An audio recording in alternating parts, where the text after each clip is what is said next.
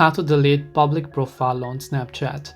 Hey everyone, welcome back to our channel. In this video we are going to learn how we can delete public profile on Snapchat, so make sure to watch the video till the end.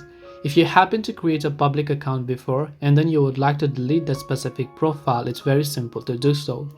Go ahead and first of all make sure to launch a Snapchat application here.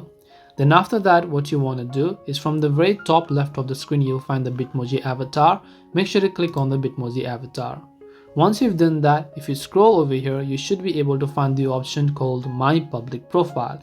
Make sure to click on this option here. As you click on the My Public Profile option, you should be able to see all this. Where on the top right hand side you'll find the three dots icon. Make sure to click on the three dots icon here.